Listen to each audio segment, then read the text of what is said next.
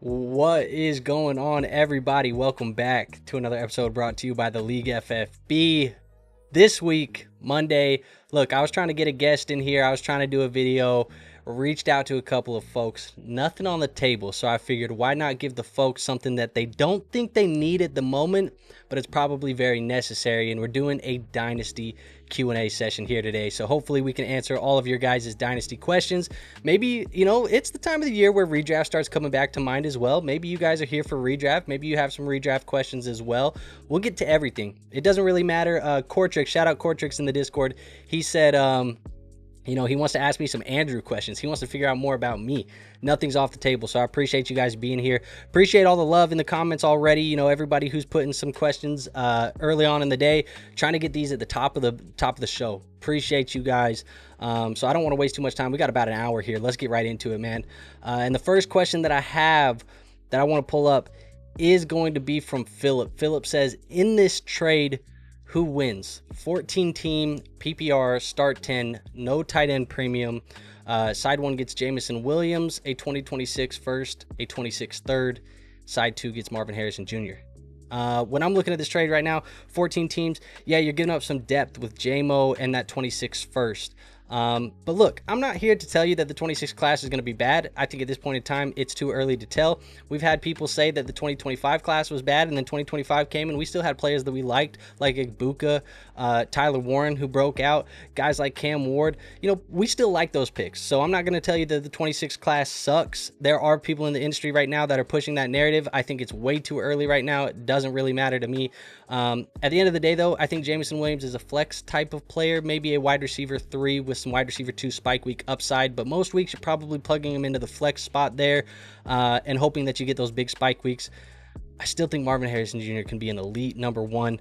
I know it's risky. I'm going the Marvin Harrison Jr. side there for me. Now, Brad is in the chat. He says pick a side here. Amon-Ra St. Brown plus Brashard Smith or Drake May and DK Metcalf. He says it's a 10-team start 11 super flex PPR. So this one's pretty easy for me, honestly. It's going to be Drake May and DK Metcalf. Amon-Ra St. Brown is the best player in the deal. He's going the highest in startups, but a super flex league, I want Drake May. He has the rushing upside. DK Metcalf is a much better asset than Brashard Smith. I'll take the down tier at the wide receiver to get me the QB that I think can have QB1 upside for the next foreseeable future. So, yeah, it's Amon-Ra's the best player in the deal, but I'm taking Drake May and DK there. Let's go to this question here from Brett. Brett says, how many Dynasty leagues are you in, and how many do you consider yourself contending or rebuilding? So I am in 4 Dynasty leagues, played in more in the past and realized that for me, with content creation, with some of the other stuff that I do, 4 is like my sweet spot. It's my sweet spot. For everybody, it's going to be different. And I think this kind of goes into another trade that you asked later. I'm going to throw that up on the screen too, Brett, because you said how many Dynasty leagues is too many for somebody who's now just starting to get into the swing of things. For me, it's 4. For other people, it depends on what you got going on outside of your life. But for me, it's 4. I don't think there's a set number though for anybody. I'd say start with 2 or 3. I will start with 1, and then when you get into the swing of things, like you said, you could play 2 or 3 and see how you like it. But give that a year or 2 of playing 2 or 3 before you figure it out. But as far as this question goes, how many am I contending and how many am I rebuilding? Right now, I would consider myself a contender in 2.5. And I say 2.5 because one of them, I'm just leaving a rebuild. I think this is going to be my first year contending. There are some young guys on the roster that, if they don't develop as quickly as I think they will, then maybe we're talking about, next year is the year that I'm actually contending. But the roster feels good to go. That roster specifically that I said is just coming out of the rebuild. It has Jaden Daniels, Ladd McConkey, Amon-Ra St. Brown, a couple other guys on there that I feel very comfortable with. But overall, I would say 2.5 to 3 I'm contending. One of them is a deep rebuild that I decided to blow up at the trade deadline last year, and it's a deep rebuild. We're stripping that down to the studs. Let's scroll down a little bit. I want to get some other questions in here as well. Let's go with this one. Caleb, he says, I appreciate you. Caleb says, I need a whole Travis Hunter discussion. Caleb, I appreciate you. You don't say I appreciate you. I appreciate you for being here, Caleb. But I want a question, man. I want a question with Travis Hunter because there's a lot to discuss with Travis Hunter. You know, they announced him as DB on the post. They also announced him as wide receiver as 2 separate posts. I think it was a little bit of a troll. I'm not worried about Travis Hunter too much, but he's a risky asset. I've always said he's a risky asset, but I'm not too worried about him. Let's go to this question here from Jimothy. He says, is Dante Thornton Jr. the truth?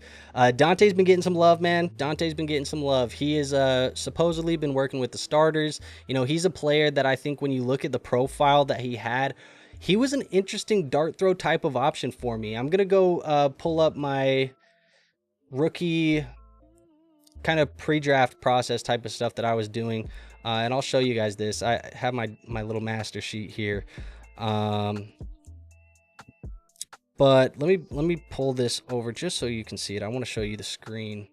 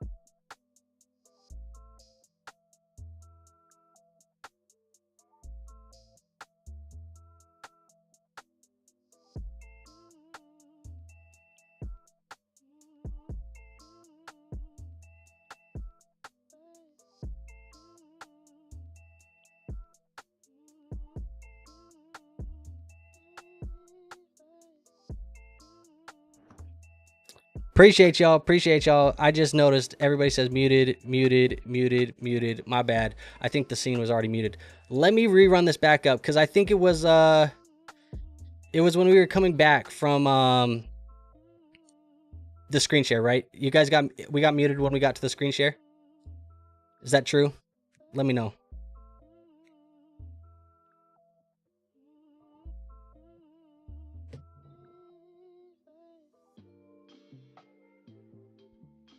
Where we at, chat?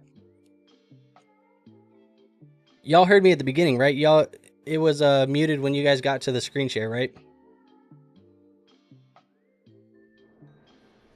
My bad, y'all. Let's see if we can figure this out. I think that's where it was. I think that's where we got muted. So I'm going to just go back up there, kind of show you guys what we're talking about.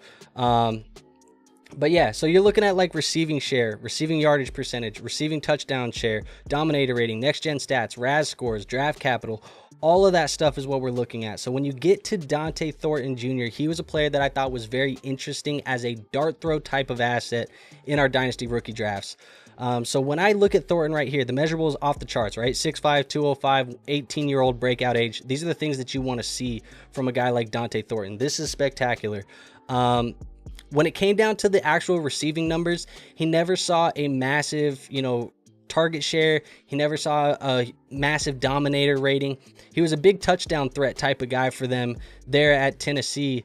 But he was a player that was just athletic off the charts. You see the RAS score here, 9.85, one of the higher ones in the class, and that's because he ran such a good 40 at his size. The next gen stats score, 72. That's one of the betters in the class. Like, not one of the betters in the class, but it's good for this class. And then you had the other scores that are right there where you want to see it. I think right now when you're looking at Dante Thornton, he's going to be a player that does profile as the outside type of guy. A lot of people are using Pete Carroll and the size, speed, freakish athleticism of Dante Thornton, and they're comparing it to DK Metcalf. I do not believe that that is actually what is going to happen here with Dante Thornton. He just wasn't the prospect that DK was. DK was a beast coming out of Ole Miss. But when it comes to Dante Thornton, I think he is the best player to profile as the X there in Las Vegas. Jacoby Myers and Jack Besh, those are two players that are kind of profiling as slot guys for them. I think Jacoby's fine. Besh is going to be fine. They obviously drafted Besh higher. They valued Besh higher in the NFL draft. Let the actions speak. But obviously when you get on the field, everybody has a role. And I think Dante Thornton's role is going to be interesting. So he's a player that I'm definitely interested in at the moment. Best ball dart throw is kind of the way that I would be looking at it for Dante Thornton Jr. Not really drafting him in redraft leagues. He's a player that I will go undrafted in redraft leagues, but in your dynasties, put him on the taxi. He went undrafted in a lot of leagues that I was in. We obviously did ours right after the NFL draft, and he went undrafted, so pick him up, put him on the taxis, do that type of stuff, because I think he's going to have a role, and if he gets a couple big plays in this offense, you know, Geno has a pretty decent deep ball. He's going to be interesting very early on. So is he the truth? TBD, but I think there's definitely some things there to like with Dante Thornton. 6 Rings, my guy. He says, what are some tear down options for Kyler Murray? I'm going to go back over here. And hopefully changing that scene, it didn't mute it. I'm seeing it didn't, so we're good here. But he says, what are some tear down options for Kyler Murray? QB plus, 12-man Superflex lineup, start 10. Here's the problem with Kyler Murray, man. When I'm looking at Kyler Murray right now, he's a player that I already think is undervalued. I think he's a little bit depreciated as an asset. So he's the player that I'm actually trying to tear down to. Tearing down off of Kyler Murray, it gets even harder. I'm looking at Keep Trade Cut right now. Consensus-wise, QB 15. Take it with a grain of salt. Everybody knows with Keep Trade Cut, you take it with a grain of salt. But for me, when I have him down there, he's below guys like Purdy, Love, McCarthy, Stroud, Herbert. I hear the argument for some of the names, but also from a rushing standpoint, a fantasy points per game standpoint, I think Kyler Murray has just as much, if not more, upside than some of those players. If you're going to down tier right now, you might have to buy some age and still get decent production. Maybe a guy like Baker Mayfield you could down tier to. Maybe a guy like Jared Goff. Maybe a guy like Dak Prescott. But outside of that, I'm not really super interested in anybody else. If you want to get super risky and you want to still have the rushing upside, maybe you down tier from Kyler to Justin Fields and you get a plus. But I'm going to need something super sweet to go from Kyler to Fields. And especially in a 12-team super flex, I'm probably going to need, like, I would say at minimum, probably a guy like, let me just look here. It's probably going to need to be a guy like Devontae Smith, Romo Dunze, T. Higgins type of guy with Justin Fields to move off my Kyler Murray. And I don't know if most people are going to be paying that. But Kyler Murray is a guy that I'm in on. I still like Kyler Murray, man. I think a lot of people are low on him, but he's still a player that I like. Let's go to 6 Rings again. He says, how would you go about future pick swapping? Say my 26 first is projected ranked 8th, 104, and someone else is projected ranked 12th, 101. 1 for 1 probably wouldn't get it done. Yeah, I think it's interesting, especially right now if you're pick swapping. If he knows that he's projected 12th and you know that he's projected 12th, you probably got to give a little bit on top.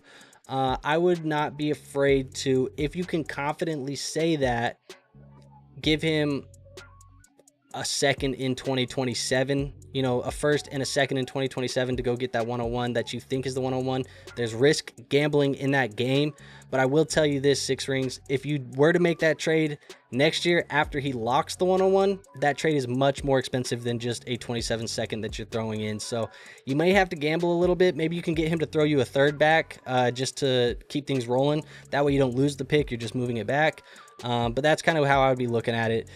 But it's risky. I don't typically do stuff like that unless I have a friendly wager with a homie in a league or something like that, like where I've said, hey, my team's better than your team. He says, no, my team's better than your team. I said, bet it, swap first. If you think you're better, yours is going to be late. You have nothing to lose. And then we kind of have that bet where we just swap the first and see what happens. Kind of put our money where our mouth is. That's what we do. Where else can we go here? A-Rod says, when are you going to let me hop on a video to tell you about how I took 2 underperforming orphans and made a bunch of trades to turn them into contenders? A-Rod, I don't know when you'll be able to get on a video, but I would love to hear about these underperforming orphans, kind of see where you came from, you know, see the trades that you make. Hopefully you made these trades and been putting them in the Discord, in the chat, so we could be reviewing them on the Dynasty Trade Show. But also, I kind of want to see like beginning to end. So maybe tell me in the chat where you were at the start. Like, what was the starting lineup when you were taking over the orphan, and what is the starting lineup now? And if not, shoot me some screenshots over in the Discord. I'd love to see them. Let's see. Jimothy says, I traded Devontae Smith and 3 firsts for Puka, a 2nd and 3rd in a start 8. Did I cripple my team? It's a lot. It's a lot of value that you gave up. I don't know if I would say you crippled your team. Start 8 is really shallow, and it probably means you need the studs like Puka. It does mean that you need the studs like Puka, but those first, they're all top 8 picks. I don't know if I would have made this deal, honestly. I think 3 firsts and Devontae is a little much. I think you could have went 2 firsts in Devontae and been okay. Devonta Smith and been okay. But I don't know, man. It's tough. I mean, you're never going to be mad when you start Puka, but still, it feels like a lot, honestly. I don't know if I would have done it. I don't think you crippled your team, though. It's not like you destroyed it and you can't come back from that. Mostly says T-Law plus JT plus Chuba for Saquon plus Joe Burrow. Yeah, man, just give me Saquon and Joe Burrow. JT probably, you know, a win now asset. Saquon a win now asset. Chuba and T-Law for Burrow. Yeah, just give me the Saquon and Joe Burrow. And he clarifies. He says 12-team Superflex start 9. Yeah, I'm definitely Saquon Joe B. Six Ring says, how do you feel, or who do you feel is the Julio Jones of the old wide receivers currently, where we should trade out now before it cliffs fast? Mike Evans? Good question. Really good question, actually. Who would I think is probably those guys? Let me pull up a list of everybody over the age. Let's say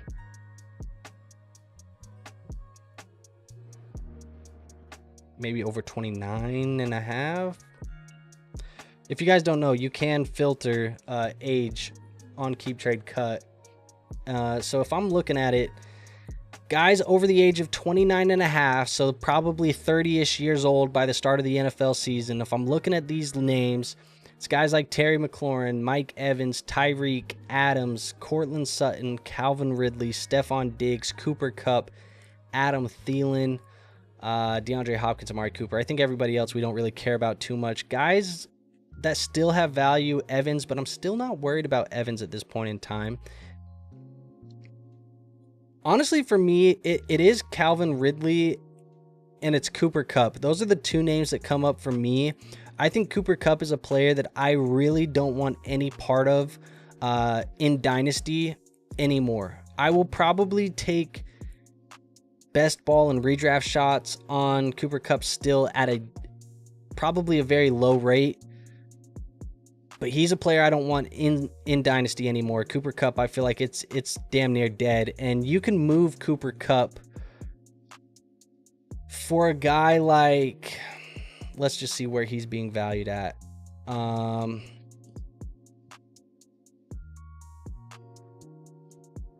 Yeah, like Cooper Kupp or Cedric Tillman.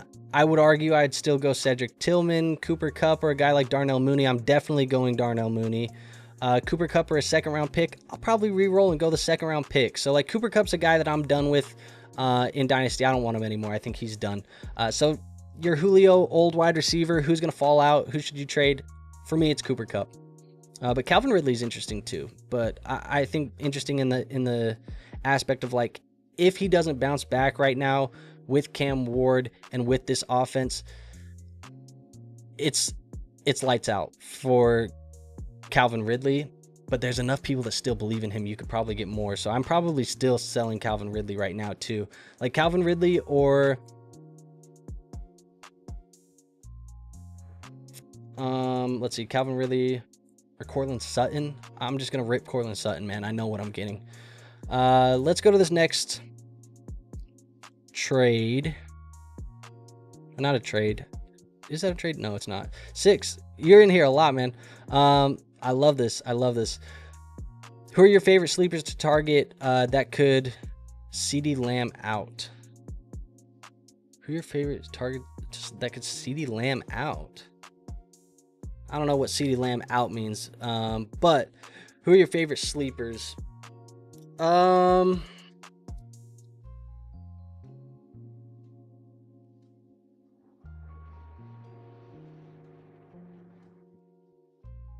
Not really a sleeper right now. A guy just that I think is undervalued, but Isaiah Pacheco is a guy that I've been buying a lot of. I like Pacheco right now. Sleeper wise, I would say, let's pull this up. I just want to look at this because I have all of my information here, and then I can tell you data wise.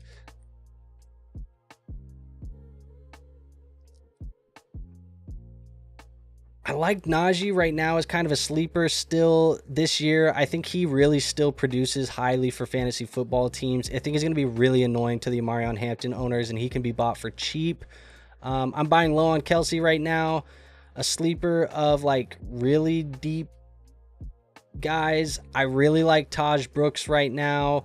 Jalen Coker, Jarquez Hunter, Brashard Smith. What else do I have here? Guys like Brenton Strange, Diami Brown.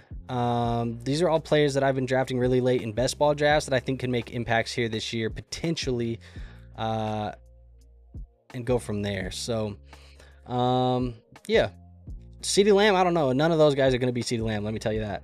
Brad says, I was the one trading for Amon-Ra St. Brown in that trade, LOL. My other QBs are Lamar, Jaden, and Kyler. Metcalf was my wide receiver 6 at best, so I thought it was worth trading from my excess.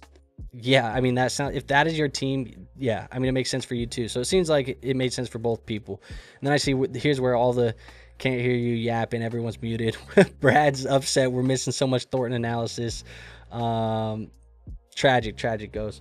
There you go. Okay, so we're trying to catch up here, man. How do you feel about Jalen Lane? Jalen Lane's a player that's I took a couple shots on as a UDFA, put him on taxi squads. I have no expectations for Jalen Lane. Like, he's a player that I think I could be dropping here in 12 months. I don't really know what to make of him. I haven't heard any buzz about Jalen Lane right now. He just feels like really a dart throw at the moment. And I'll kind of go back to that sheet just to show you guys Jalen Lane as well. Because it's a similar situation, I think, as Dante Thornton as well. When you go over there and look at this, you know, Jalen Lane was right here. You know, redshirt senior, a little bit smaller, older breakout age. Featured season was in 2022, so a couple years ago. You still have, you know, some measurables here. Really, it's just the athleticism measurables that are checking off the boxes. 4th round draft capital, usually the hit rates on those aren't great, but still a player that I saw enough here, you know, some of the greens, some of the measurables, some of the athleticism scores where I felt like he was worth a shot. So no expectations for Jalen Lane, but you can't hate the offensive system that he's in there in Washington. Let's go to Nolan. Nolan says Josh Downs, Breece Hall, and 205 in a 10 team for JSN. I'd get JSN. I'm a reload. Let's see. Breece Hall, Josh Downs, the 205 in a 10 team for JSN.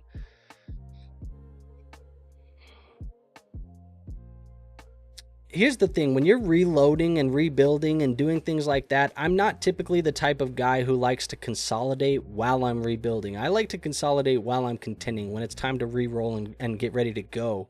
I think right now Breece Hall is really undervalued. I think a guy like Josh Downs is a little bit undervalued with his current quarterback situation.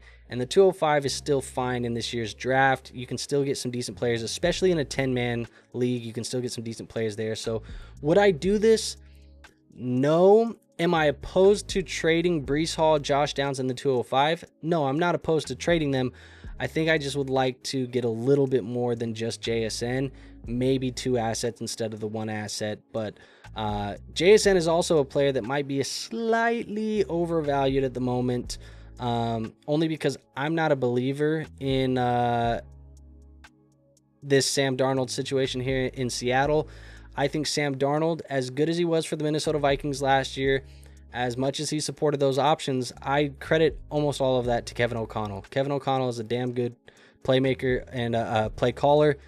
I just don't believe that Sam Darnold is going to be the answer for the Seattle Seahawks. And I think JSN could maybe see a little bit of a decrease in value because of that. But he's still going to be a top 12 wide receiver.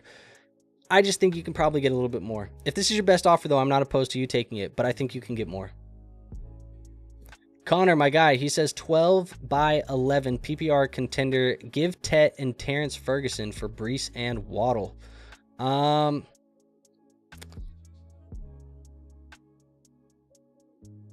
think the value is just too much to pass up. I will go Breece and Waddle here. Tet is my favorite player. I think I would rather own in Dynasty right here. I do still like Breece. I think it's an argument between Breece and Tet right now as far as who's the most valuable, but Waddle's certainly much more valuable than Terrence Ferguson. So yeah, give me the Breece and Waddle side, especially if you don't need wide receiver. Like if Tet was just an extra guy and you don't need a wide receiver, I'll take Breece. I think he can still produce running back 1 numbers right now.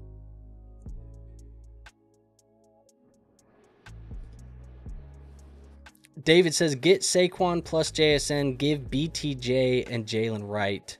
Other side won the championship last year. Both sides contending 12 by 11 PPR, 1.75 tight end premium. Yeah, absolutely get Saquon and JSN. Absolutely. If this offer hits my inbox, I'm probably not even looking at it twice. I'm pressing accept. And the reason why, both sides are contending. Brian Thomas Jr., as much as I love Brian Thomas Jr., a lot of the production was on the back half last year. There is some possible room for regression. They added another wide receiver here in Travis Hunter. Yes, Liam Cohen's in the building, but there is an argument here. Even though I just talked about JSN could see a little bit of a depreciation in his value with Sam Darnold, there's an argument that BTJ and JSN are much closer to each other than Saquon and Jalen Wright. And if that's the case, you take Saquon Barkley, you ride those top 5 running back numbers that you can get right now, and you just take the small little decrease in points per game at the wide receiver position from BTJ to JSN and hope, fingers crossed, you don't even have to have a decrease because JSN can match him. That's what I'm doing. Give me the Saquon and the JSN side. Nolan says, who are the best buy lows for rebuilders?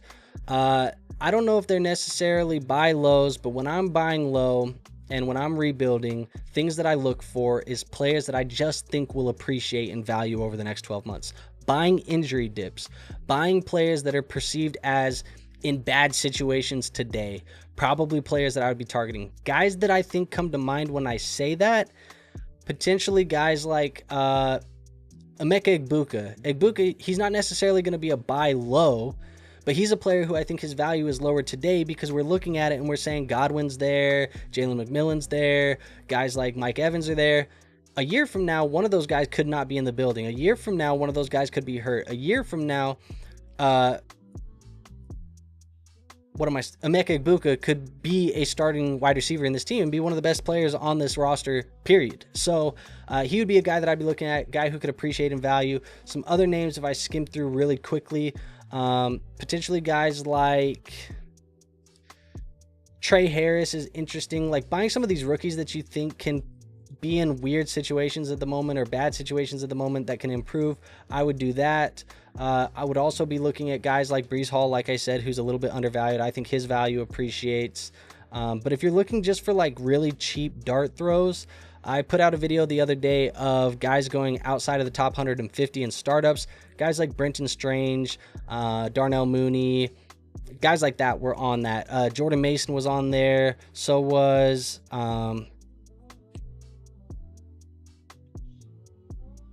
Cedric Tillman was on there. Like there's lots of lower name guys that you can find. But my big theory when I say buy lows for rebuilders, target value appreciation or assets that can appreciate in value, and that's going to be players who are injured, players that are just people don't like the situations. That's what I'd be looking at. Hayden says, what are you doing with Montgomery right now? I have him on a team that could compete if my youth hits, but I think it's still a year from competing. He's interesting. Monty actually right now, for this season specifically, he is a player that is my second most highest drafted player, period. I'll show you guys this. If I pull up my underdog exposures right now, David Montgomery, he is at 24.5%. He's my second highest drafted guy. So I am very much in on Montgomery this year, especially at his current ADP. In Dynasty, it is also very suppressed. If we go over to keep trade cut and you look at David Montgomery, he's a player right now who's seen his value decrease. He's being drafted as running back 23. Like, I think he's a player that I still am holding on to on my roster. I think they're still going to use the hell out of him. They've even said they're still going to use him. I don't know, man. I think he's a player that you probably hold on to. And here's the thing. If your roster is not ready, it'll tell you very quickly at the start of the year. You'll notice. Just be very proactive, Hayden, in that dynasty, first month of the dynasty season there, where if you're not scoring a lot of fantasy points per game, if your points projected is lower than most of the league, be active in moving Montgomery, because he's going to have more value anyways in season, and that's when you can move him. But for me, I'm still in on him in 2025. I like David Montgomery in 2025, and if your team is producing early on, I think you have a guy in David Montgomery who you can plug in as your running back too pretty much every single week. So hopefully that answers your question a little bit, but I think it's all going to come down to how your team performs at the start of the year, and you can move him at that point in time or just ride it out there as well. All right, 12-team Superflex tight end premium being offered May for Gibbs straight up. I don't think it's enough. My team is basically Gibbs, Pickens, and Jennings. QBs are AOC and Milton. Rebuilding a terrible orphan. Holy hell. That is a bad situation at quarterback. I will say, though, they are trying to prey on the fact that your team is bad, and you know that your team is bad as well. Gibbs for May, you should be getting more than May for Gibbs. You should be able to get something else added in there. If I'm moving Gibbs straight up, I'll tell you some of the quarterbacks that I would be expecting to get. Moving Gibbs should probably be netting me at minimum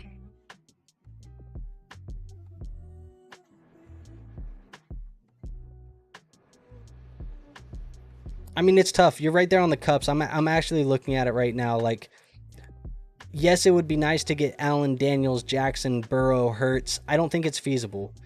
Maybe you could get Mahomes. May probably has more upside for an orphan. I would counter and say that you probably need at minimum a second thrown in to make it happen, but I'm willing to sell Gibbs a little bit low to get my quarterback situation figured out, because in Superflex, that's where you're going to live and die. So it is low, and initially, my thought is like, man, that's not enough.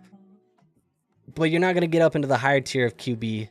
So unless you're moving Gibbs straight across for a wide receiver, which I would probably rather have the wide receiver, and maybe you can get a guy like BTJ, maybe you can get a guy like Malik Neighbors, sure. But if you're going QB, it's probably May in a second. Try and get him to throw in the second and take what you can get and go. But let's go to Prob 1017. He says, what's your thoughts on Bryce Young and Isaiah Likely for Dynasty? I like Bryce Young. I was a big Bryce Young guy coming into the NFL, and to a fault at times. That first year it looked real ugly. Second year, maybe a little bit better. I like Bryce Young. I'm excited to see what happens here in year 3, especially with them getting Tet in that offense. And I think he's probably a guy that it feels so weird because, it does feel like he's still so early into his NFL career, but it does feel like this year is going to kind of tell us who Bryce is. Is Dave Canales and Bryce Young and Ted McMillan, is this the guy that they're going to build around, or are they going to be looking for a quarterback in an upcoming draft class? Like, I think this year will tell us. For Likely, he's a player I think people are a little over their skis on. I still think Mark Andrews is going to be valuable.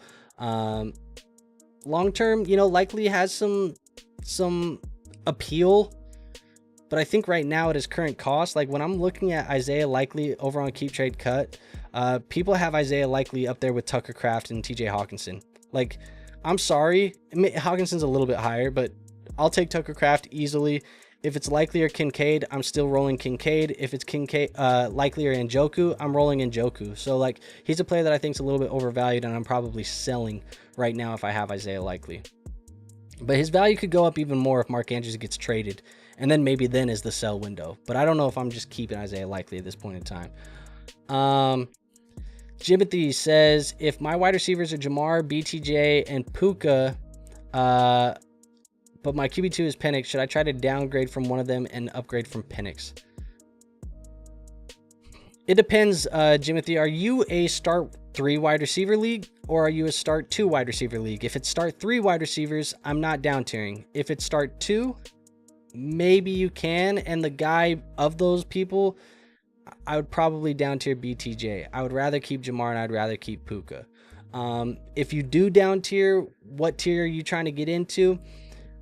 I would probably say try and take BTJ and get down to like Garrett Wilson, AJ Brown, Lad McConkey. If you can get him down to that tier, and move Penix up from, you know, the tier that he's in to maybe a Baker, maybe a Kyler, I would try and do that. BTJ and Penix for, maybe you can get BTJ and Penix for Kyler and McConkey, but maybe not. Maybe that's too high. I would say maybe JJ McCarthy and a guy like Ladd, maybe. I would probably be looking at something like that. But you could, and if you were to down tier, I would probably go BTJ. But again, if it's 3 wide receivers starting, I'm keeping the 3 wide receivers. It's only if it's 2 that I'll down tier. Let's try and get going through a couple more of these. I know we've already been 40 minutes, and I'm still behind on questions, so I appreciate you guys for all of those coming in. Rob, my guy, drop 1, Jonnu, Dallas, Pat Freiermuth. I would drop Dallas. I would say, you know, he's the oldest of the guys, probably has the least fruitful environment for him to be productive. Really with Jonnu, you know, we saw him be productive last year. The situation's still the same. Pat Freiermuth, he's the number 2 option right now for Aaron Rodgers. And Dallas is like the number 4 option, maybe number 5 option on this offense. If you count for Jalen Hurts taking tush pushes in the end zone. So yeah, I'm probably getting rid of Dallas Turner. I said Dallas Turner. That's my Vikings brain going. Dallas Goedert, I'm probably getting rid of him there. Chris says, best running back you could get for a 27 second. I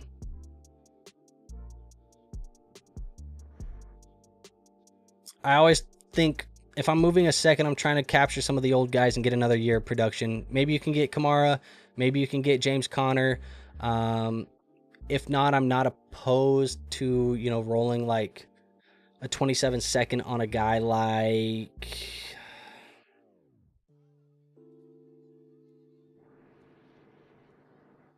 if you're really needy, maybe a guy like Tyrone Tracy. I'm still willing to throw that out there. But I would try going for one of the old guys and get an extra year out of them. Kamara, Connor, those are they just feel so safe. Brett says you got Gronk in here. League FFB blowing up. Gronkowski, my guy. Who is the RB3 of the Denver backfield? It's Jaleel McLaughlin, man. I think it's Jaleel McLaughlin. Audric Estime, he's a bum. I don't think he's good at all. Sorry. That was very harsh. I'm sorry. But it's A-Rod. Says, on a scale of 1 to 10, how do you rate the tandem of Goff and Kyler as QB1s and 2s? I'm contending in there my 2 QBs, but I'm having a hard time being comfortable with them as my guys. I think you're fine. Goff is a very safe floor. Kyler's a very high upside ceiling type of play. There's going to be some inconsistency with the 2 guys, but they're both going to give you low-end QB1 numbers most weeks. The problem why you're not comfortable with it is it's not sexy. A lot of people aren't clamoring over Goff. A lot of people aren't clamoring over Kyler Murray. At the end of the day, I think those guys are going to outproduce a lot of the guys that are ahead of them. When it comes to guys like, you know, Cam Ward, who's being loved by the Dynasty community, who's ahead of some of these guys. Even guys like, you know, CJ Stroud, who had a down year last year. Goff outproduced a lot of those guys. So, yeah, I'm not too worried about it. I'd be comfortable with it. I'll tell you what, I have a league where I had a tandem of Goff and Trevor Lawrence and It was Goff, Lawrence, and Dak last year. And I was fine for the most part until everybody got hurt. That was the issue. But it wasn't bad play from them. It was just injuries that kind of screwed me there. Then I made a trade and I got Jalen Hurts. It cost me Bijan Robinson, but it won me a championship. John, my guy, he says, what's up? What's up, John? Appreciate you being here. Rob says, Tip went in an 8-man start 10 league. Do you worry? Just go too heavy. What am I reading? Do you just go too heavy and don't even worry about it having depth? Top. He said, let me try that again. Appreciate that. Tips when in an 8-man start 10 league. Do you just go top heavy and don't worry about having depth?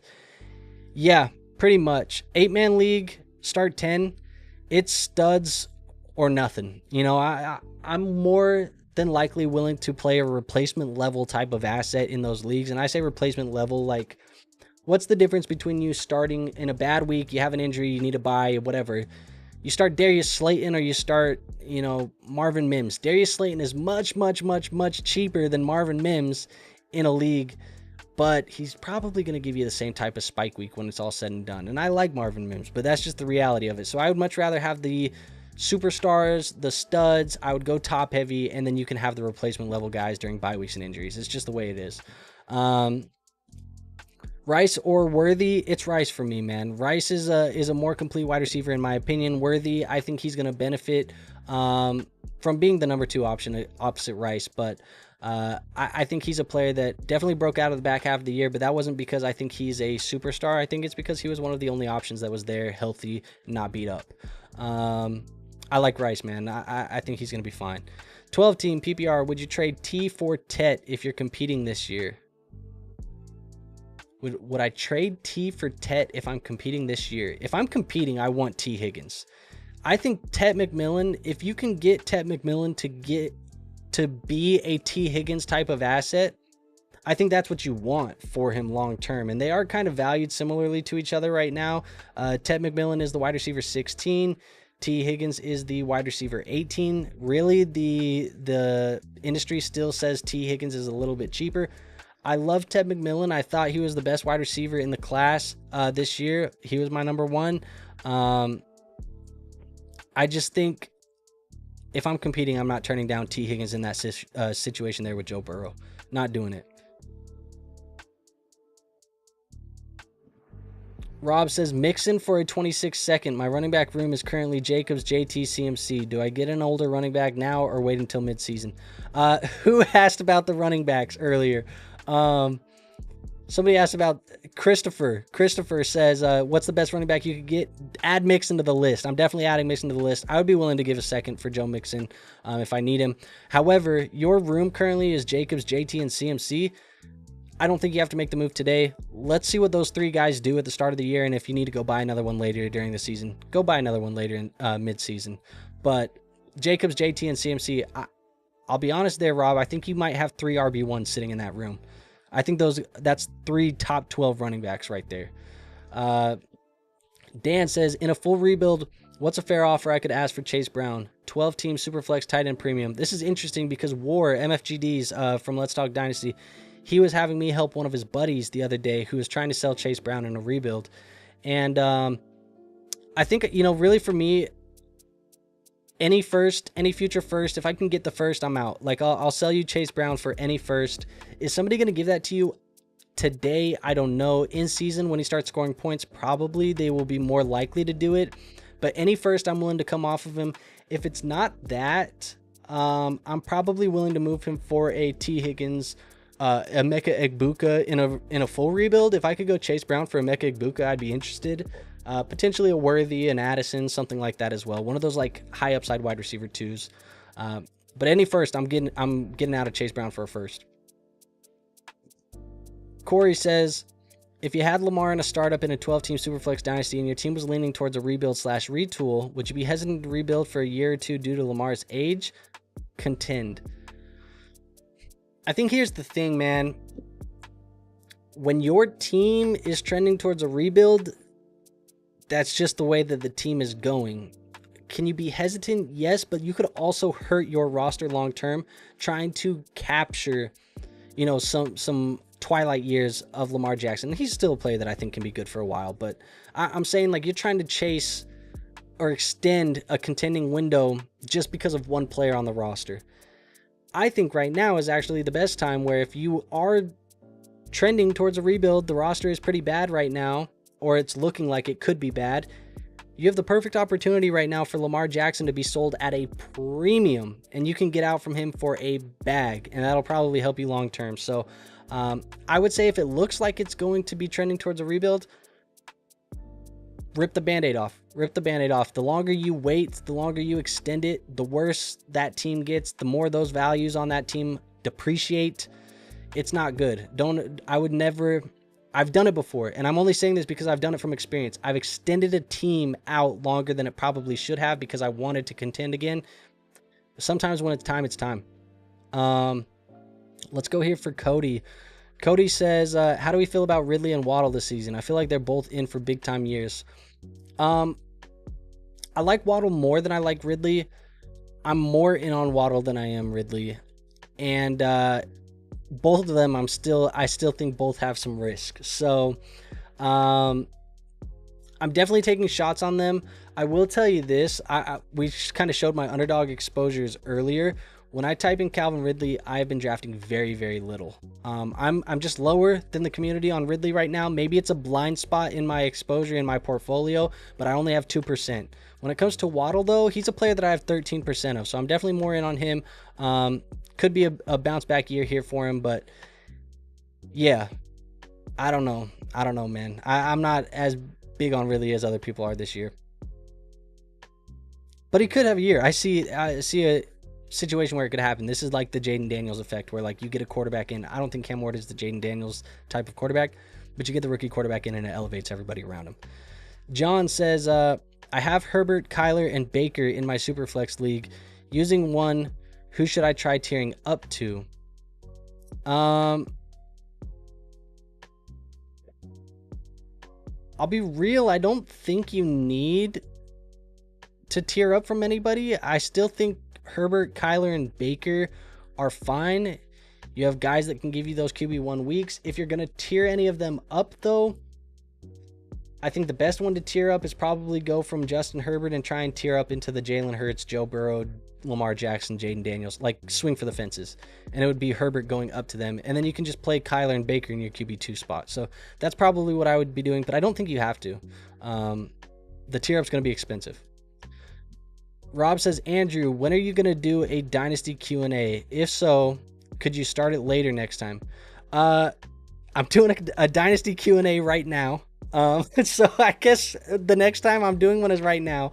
When am I going to do another one? I'm not sure. I'm not sure when we're going to do another one. Obviously the Q&As I do every single week in season because we just have much more information. Right now, there's not as much information. And also, you know, giving you guys those pre-recorded, those edited, those research videos, I do feel like it's a little bit more beneficial right now in the off season, especially because, you know, you guys have the ability to ask me questions in the Discord and chat with everybody in the Discord and kind of get advice on some of these trade questions and things like that. So I would say for now, I don't know. Can I start it later next time? It's a little bit tough because I am East Coast. So me starting it, you know, right now it's 9 p.m. for us pretty much right now on the East Coast. So it is a little bit late right now. I could do it a little bit later, but 8 p.m. it just works the best for me. So that's kind of why we do it here. Cody says, oh wait, I skipped a few. I'm sorry, Anthony. Anthony says, I also like Rice. Little butter, salt, pepper, fire. Appreciate it. Best wide receiver duos in the NFL. Top 5. Go. Top 5. I mean, I gotta say, I'm not gonna do it in order, Anthony. I'm not gonna do it in order. Top 5. Jamar Chase, T. Higgins, Jordan Addison, Justin Jefferson, Puka Nacua, Devontae Adams, AJ Brown, Devontae Smith, and the last duo is I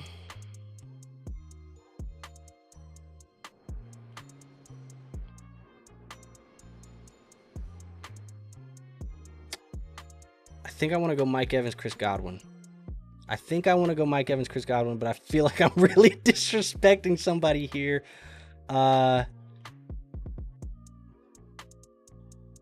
Maybe not. Maybe not. Oh, Lamb Pickens is probably up there. Lamb Pickens is up there too. Yeah. I'm going Lamb Pickens over Evans, Godwin. But the first four that I said, the Vikings, the Bengals, the Eagles, and the Rams, those are by far the top four in my opinion. Rob says, when do I trade Lamar to acquire JD? After this season, next season? I got second last season.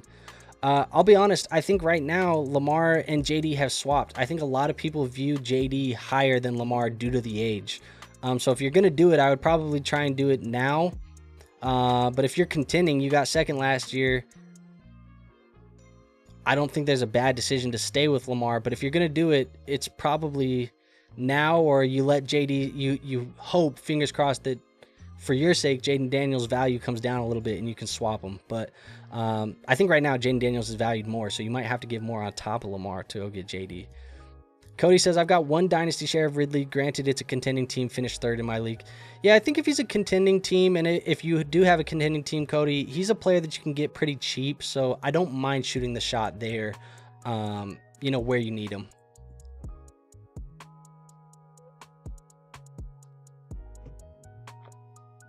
Christopher says, 12-team Superflex, 6-point PPR, competing with Daniels, Mahomes, Goff, Richardson, and Jones. What are you doing here? Holding, or what's the play? Competing with Daniels, Mahomes, Goff, Richardson, and Jones. Honestly, the play here is I'm taking Richardson and Jones, packaging together, and getting whatever the fuck I can get, and getting out Chris. I don't think I'm playing that game there in Indy. Neither of them are the long-term answers. So I'm packaging that together and getting what I can. If it's now or if it's in season, it doesn't matter to me, but I'm riding with Daniels, Mahomes, Goff, and I don't need the other guys. Anthony says, Amon and Jameson, I thought about them. I like Pickens, I think, more than Jameson, and I like Lamb a little bit more than Amon-Ra as a real-life wide receiver. Debo McLaurin, I think Debo's cooked. Cup, JSN, I think Cup is cooked. So probably not them. I'm going Lamb, Pickens over Amon-Ra, Jameson. It's close, though. Reed and Golden, top 5 duo, and you know it, Andrew. Hell no, to quote MFGDs. No way.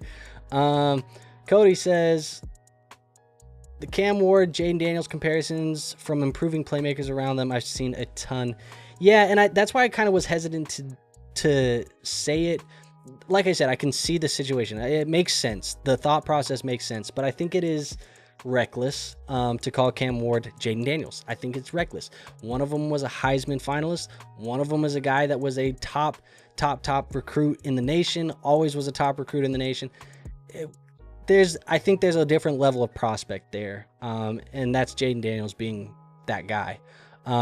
Cam Ward, I think he's going to be fine. I just don't have the confidence in Cam Ward as I did with Jaden Daniels. Last year, in a year with Caleb Williams and Marvin Harrison Jr., who we viewed as two of the better prospects that have come out in a while, Jaden Daniels was pushing them for the 101, the 102 in certain leagues. Cam Ward this year in a league where, or I guess in a year where Ashton Genty, as good as he was, still, a running back in a dynasty format in Superflex leagues and things like that, guys like Ted McMillan and Travis Hunter, Cam Ward's falling behind all of them. I just don't think he's the same type of prospect. John says, thinking pretty much the same. Thanks. I'm glad that we kind of felt the same way, but it's Herbert up, and that's going to be pretty expensive. Ridley and Lockett, Jesus Christ. Cody says, fascinating to see how it plays out for Ward. I agree. I think he's a player. Unfortunately, for the sake of the fun of it, I don't have any shares, so it's not going to benefit my rosters, but I'm interested to see how it plays out. Gronk says, Reed and Gold. Oh, we already saw that. Ain't no way. let's see. I hope BTJ and Trav become one of these duos. It'll be interesting, man. I'm very interested to see that happen. I think just when it came down to, you say the top 5 duos, like Jefferson's established, like gold jacket guy, I think already. He could end his career today, and I think he's a gold jacket guy. Chase is elite as they come. Lamb is elite as they come. Like BTJ flashed a lot. He's got to be the upper echelon. Like those guys got to get there. And I think he can, maybe. But yeah, it'll be interesting to see what happens there, Corey. And then Gronk says, Andrew, what is your favorite type of book to read? You can't say Dynasty books. It's going to sound really boring, Rob. I'm sorry it's going to sound really boring. I am definitely, like, the books that I have in my house are motivational and finance related. Like, a lot of them is like,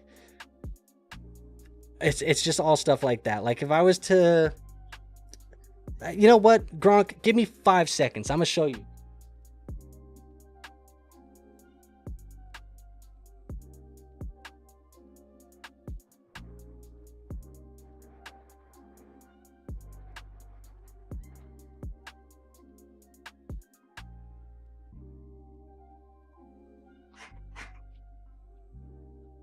All right, Gronk. All right, these are some of my recommendations for you, Gronk. First one, Rich Dad, Poor Dad. That's my first one. It's All in Your Head is my second one. That one's by Russ. The 5 a.m. Club is another one that I have by Robin Sharma. I have How to Talk to Anyone, 92 Little Tricks for Big Success in Relationships, and I Will Teach You to Be Rich. These are ones that I would definitely recommend. These are like sales focused. I have a pretty extensive background in sales. Sales focused, relationship focused, mindset focused. These are things that I would do. Laws of Attraction. Those are ones that I've done. Those are the kind of books, man. That's what I have in the house. That's what I've been reading. Or that's what I read when I do read. I do listen to a lot of audiobooks though. Audiobooks is what I do.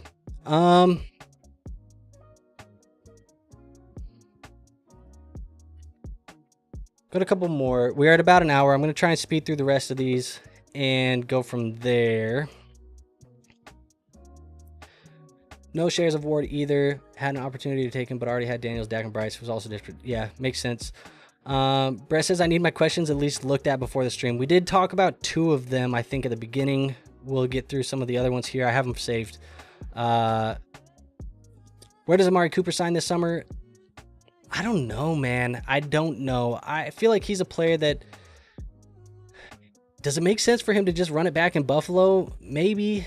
But it's tough to tell where he's going to end up going. Does he just go back to Cleveland and run it back in Cleveland? Maybe. John says W. Is the W for going to show you the books? Is that what the W was? Who wins in a fight, David Goggins or Chuck Norris? It's got to be Chuck Norris, man. Corey says Kenneth Walker or a 26 first. There's no way to tell what the first will be. Contending roster, give me Kenneth Walker. If it's not contending or it's middle of the pack, I'm just going to take the 26 first and re-roll. Kevin says, what up? What up, Kevin? Jack says, what would Garrett Wilson's value be if he got traded to a more pass-friendly offense, a team like Denver, Buffalo, San Francisco, etc.? If he got traded to Denver, I'd be very bullish. If he got traded to Buffalo, I'd be very bullish. Like Stephon Diggs level, like wide receiver 1 type of upside. San Francisco, not as bullish. But the thing is, if he goes somewhere where it's pass friendly, people are going to value him as a top 5, top 8 type of guy. Where do you think JJ McCarthy will finish in your quarterback ranks? As a fan, I recklessly keep saying that I think that this is a guy who can be a top 12 guy. I think this is a guy who can be in the conversation as one of the best quarterbacks in the NFL. As a fantasy analyst, I pump the brakes a little bit for you guys to try and not let my bias cloud my judgment. I do think JJ McCarthy, though, he's probably going to be a quarterback that lands in that QB 12 to 16 range for me in my redraft rankings for 2025. Christopher says, highly recommend Millionaire Mission, a 9-step system to level up your finances and build wealth. That is a good recommendation. I'm definitely going to write that down. Andrew, what is the next video coming out about? Our next video is actually a live stream on Wednesday. We're doing an underdog draft. And then on Friday, the video that's coming out is actually the truth, the ugly truth about my Dynasty Fantasy Football teams, where I'm going to go through my rosters and show you guys like who I have a lot of exposure to, how those outcomes could be for that if those players have good or bad seasons. So we'll talk about that one. I'm going Arizona to sign Amari Cooper this summer, operate in the intermediate. That would actually be pretty good. It would be pretty good, and I think it'd be good for Marvin Harrison Jr., so I like that. I got these 3 questions favorited from Brett, and we'll try and speed through them and get out of here because, like I said, we're at an hour, so that's what I kind of wanted to keep it around. Brett says, if you could pick one player per position, quarterback, running back, wide receiver, tight end, to be the core of your dream dynasty roster, who would they be? So I get my choice of anybody that I want on my dynasty team. QB1, Josh Allen. Running back 1 is going to be Jahmyr Gibbs. Even though I think Bijan Robinson should be RB1, Jahmyr Gibbs I'm more of a fan of. I think he's more fun to watch. Wide receiver, it's Justin Jefferson. Tight end,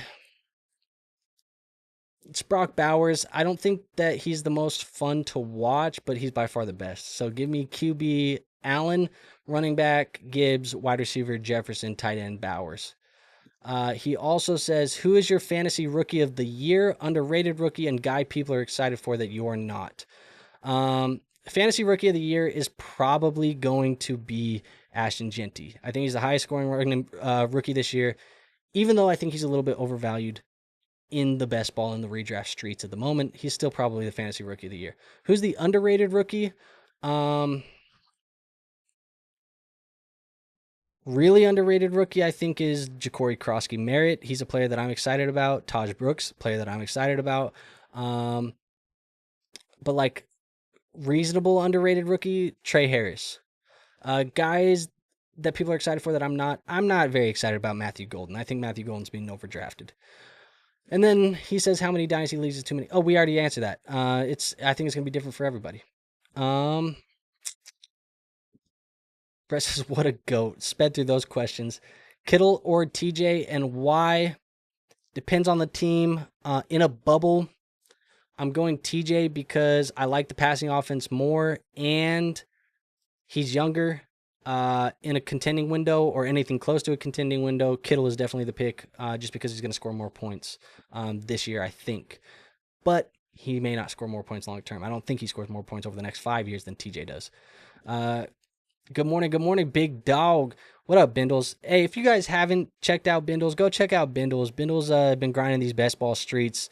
One of these days, Bindles is going to get me over on the channel, too. We've been talking about it, but one of these days, he's going to reach out and tell me he wants me to be a guest. We'll put something on the calendar, but go check out Bindles if you haven't. He says, thoughts on JSN this year in best ball and dynasty. I think JSN's interesting. I kind of had a JSN conversation earlier in the stream, but he's a player that I think is a little bit overvalued in the best ball streets, in the redraft streets, because I do see some potential regression here with Sam Darnold. And that doesn't mean that I think JSN is going to regress, but I think if Sam Darnold regresses, it's going to affect JSN. That's kind of just my thought process here. I'm not a big believer in the Sam Darnold payday.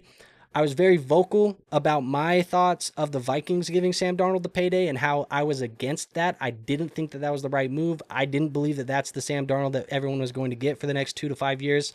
And I think J.J. McCarthy is the truth. I think J.J. McCarthy sitting in the wings is ready to go. As far as this coaching staff in Seattle, I don't think that they have the offensive system. I don't think that they're the right coaching staff to really get this going. I know Kubiak is somebody that a lot of people like for running backs. I've seen Kubiak, man. Kubiak was a coordinator for the Vikings, and I'm not very in on Sam Darnold. So I think it's going to affect JSN in the short term. Dynasty, he's still a player that I think is valuable, but if he has a little bit of a dip this year, he's going to see some value depreciation. But like when I'm looking at this list of wide receivers, McConkey, Marvin Harrison, JSN, Garrett Wilson, like, can you say that he's not supposed to be there? No, he's supposed to be with those guys. And he is above the next tier of grouping where it's Travis Hunter, Ted McMillan, and Rome Odunze. Like, he should be above those guys. So, yeah, for sure. Probably properly valued in Dynasty. Not worried about him too much in Dynasty, but probably overdrafted in best ball and redraft.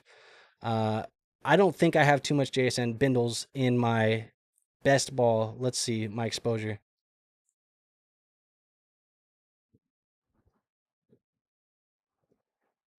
7.5% for JSN, which is going to be pretty middle of the pack.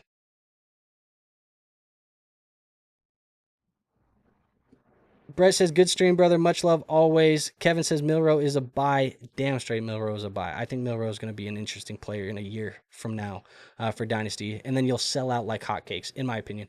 Good stream, Drew. Love when you're on.